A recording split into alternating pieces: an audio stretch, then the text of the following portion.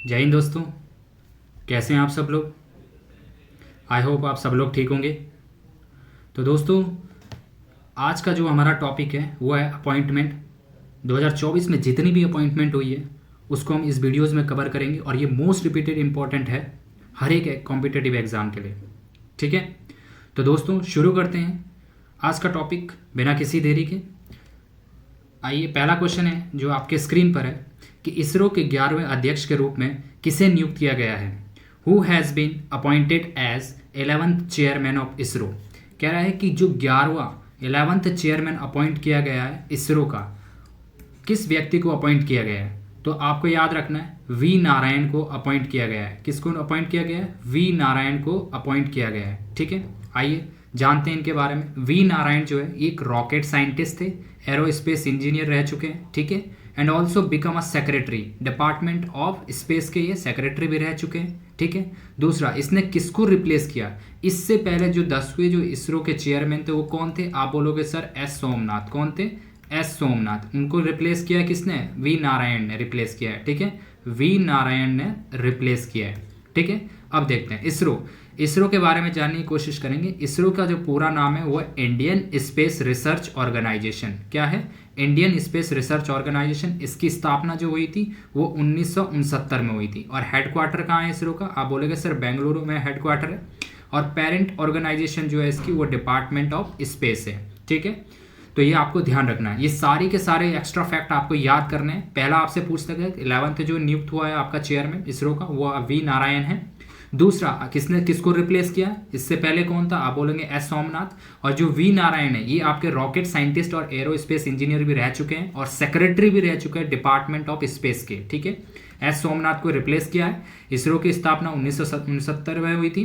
ठीक है, पूरा नाम है Indian space research organisation. Headquarter आपका बेंगलुरु में है और पेरेंट ऑर्गेनाइजेशन क्या है? Department of space. I hope आपको क्लियर हो गया होगा। ठीक है, जितनी भी हमारी जानकारी है इसरो के बारे में वो मैंने बता दी है। ठीक है, चलते हैं अगले क्वेश्चन की तरफ। अगला क्वेश्चन है आपके स्क्रीन पर है Who has been appointed as the chairperson of the National Human Right Commission।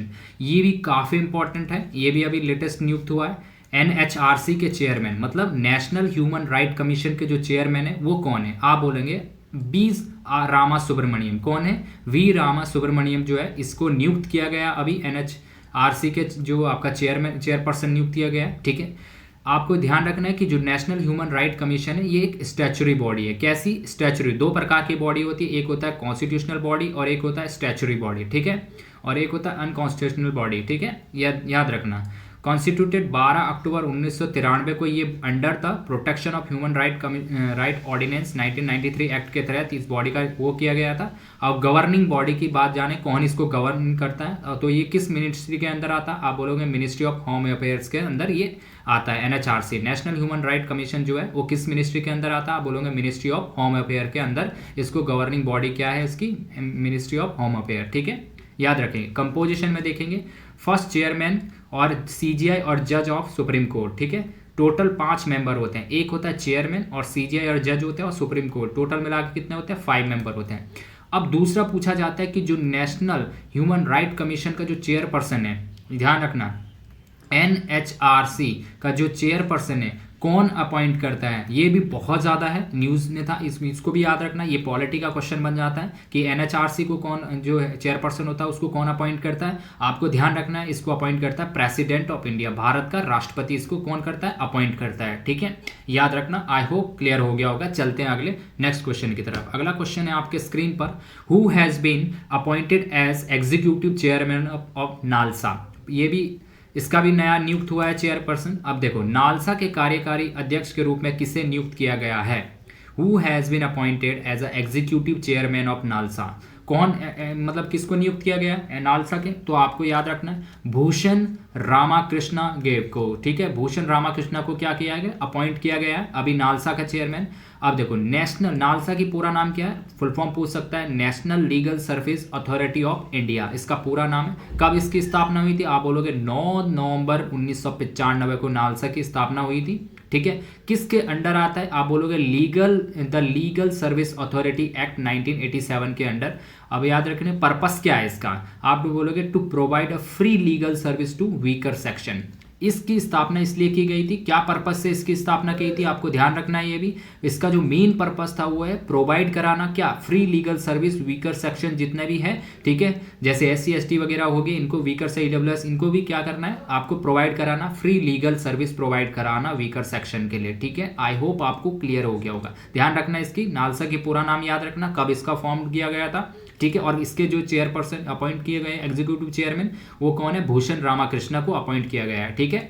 और इसकी स्थापना 1987 में लीगल 9 नवंबर 1995 को हुई थी, ठीक है। आई होप आपको क्लियर हो गया होगा। चलते हैं अगले क्वेश्चन की तरफ। अगला क्वेश्चन है आपके स्क्रीन पर, who has been appointed as the new managing director of NAFED के चेयरमैन। कह रहा है कि नेफ्ड के नए प्रबंध निर्देशक के रूप में किसे नियुक्त किया गया है, नेफ्ड के नए मैनेजिंग डायरेक्टर कौन है, आपको ध्यान रखना है, दीपक अग्रवाल। किसको, दीपक अग्रवाल को अपॉइंट किया गया है। किसको अपॉइंट किया गया है, दीपक अग्रवाल। ध्यान रखना है, अपॉइंटेड बाय, किसके द्वारा appointed, appointment of committee of the cabinet, ACC के द्वारा अपॉइंट किया जाता है। दूसरा याद रखना है, पूरा नाम इसका national agriculture cooperative marketing federation of India